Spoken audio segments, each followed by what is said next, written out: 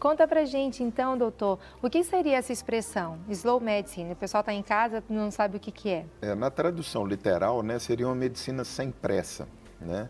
E é muito simples da gente conceituar o termo slow medicine. Na Sim. verdade, esse resgate do que o paciente procura quando vai ao médico, que é atenção, carinho e tempo para ser escutado, né? Então, na medicina, a gente hoje com a tecnologia acessível e tudo, a gente vem perdendo um pouco essa característica que é fundamental, que é de escutar o paciente.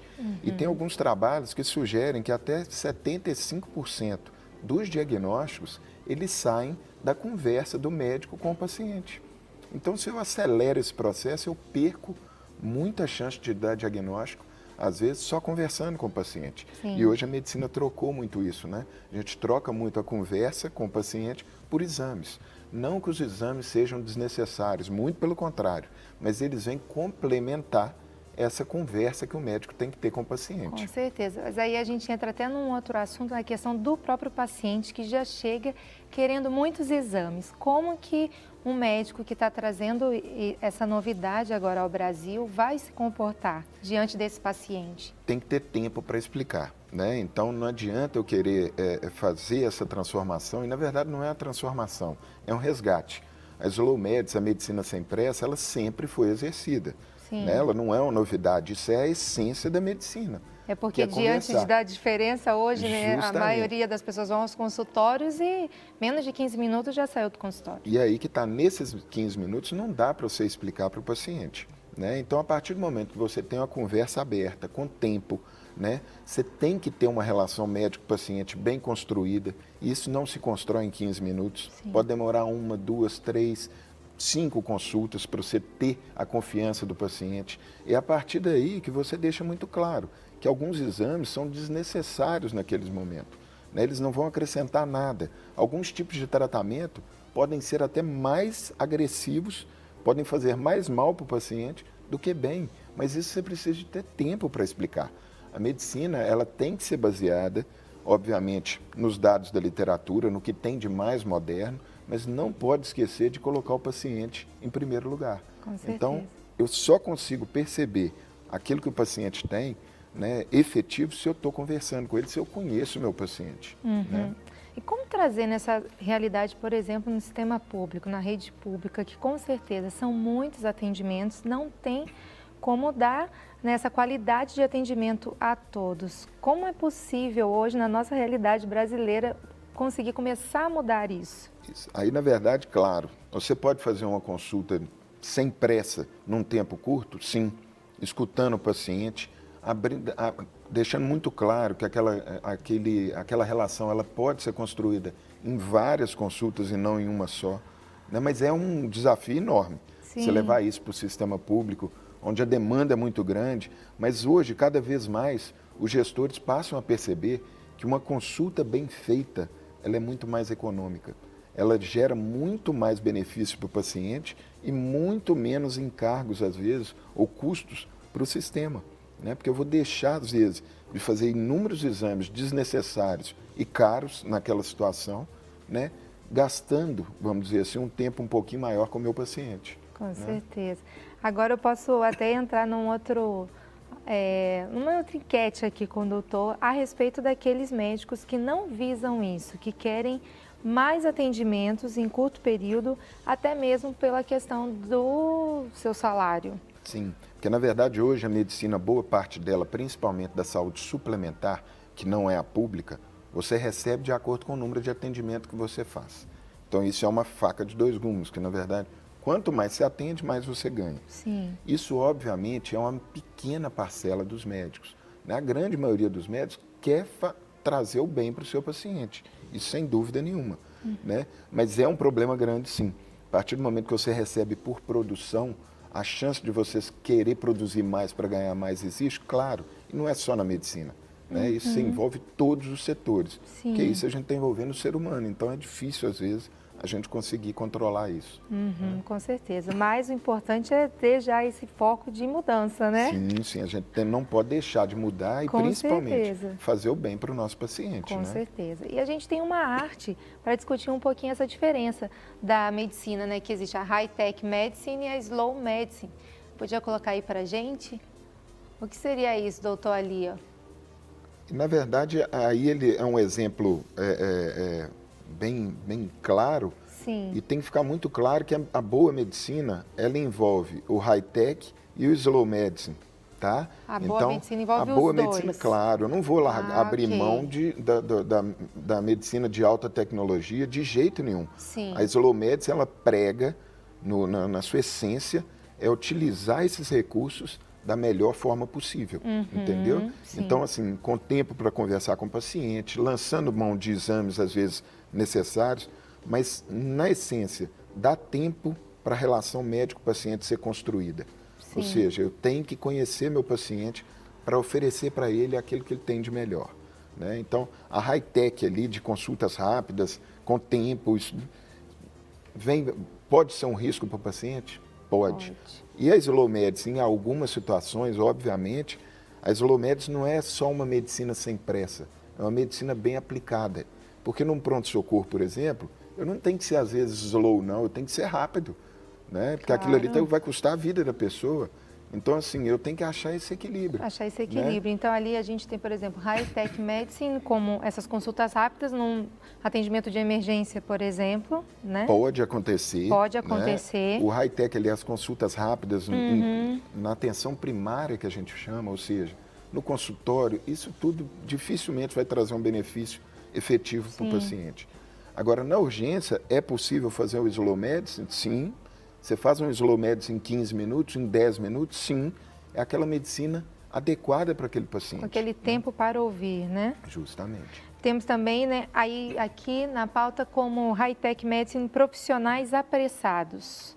Isso é um problema não só da medicina, né? Isso é um problema da sociedade em geral, que hoje o ser humano ele vive com pressa, não tem tempo para nada. E, na verdade, o tempo para nada, eu acho que, na essência, é uma falta de organização.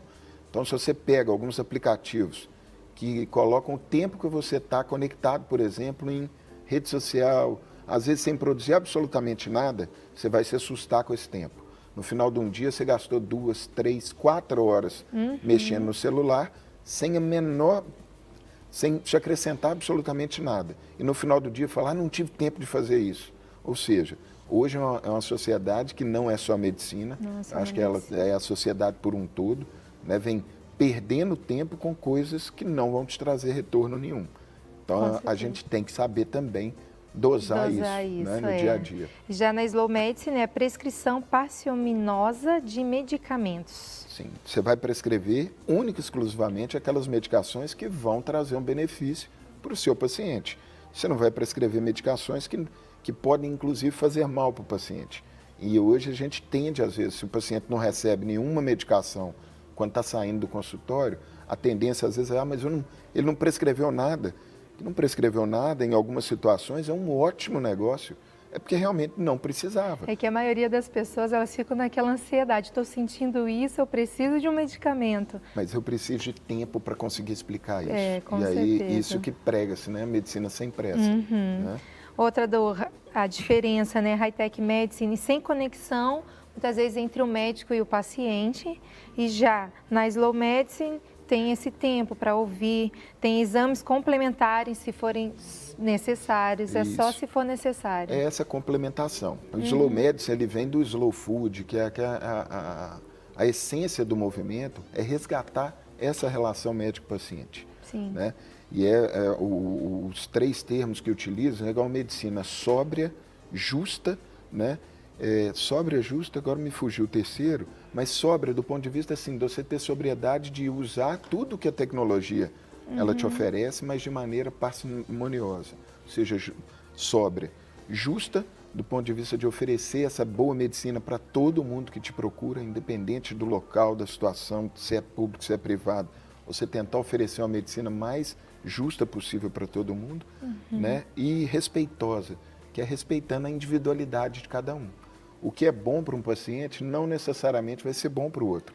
Então, isso é muito comum. O paciente, não, porque minha tia usou esse remédio fez bem para ela, eu quero tomar. Calma, cada pessoa é uma pessoa. Cada uma tem um diagnóstico, As características, às vezes a mesma doença em pessoas diferentes, elas são tratadas de maneira diferente. Sim. E para isso eu preciso de tempo para conhecer o meu paciente. Eu não posso generalizar, Com entendeu? certeza.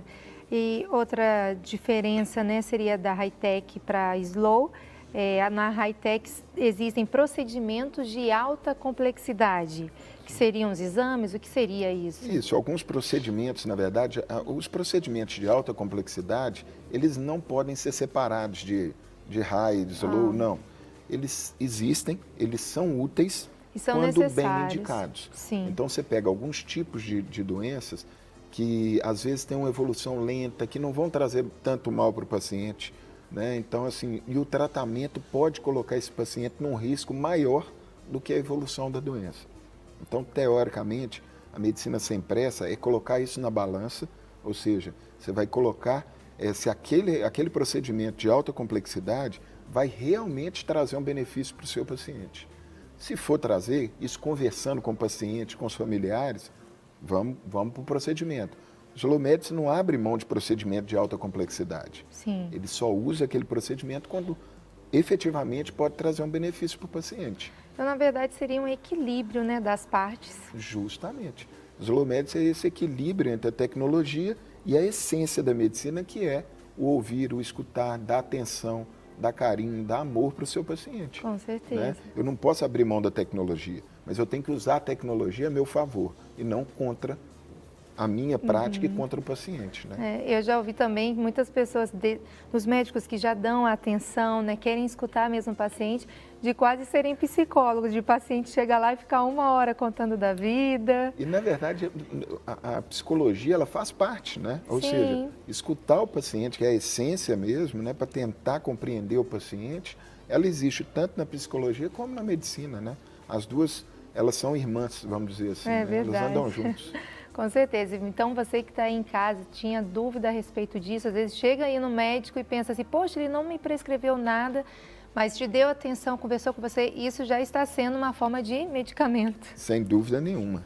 Não é verdade? Então, fala para o pessoal que está em casa, doutor Breno, explanando mesmo essa realidade para as pessoas que às vezes têm dúvida nisso ainda.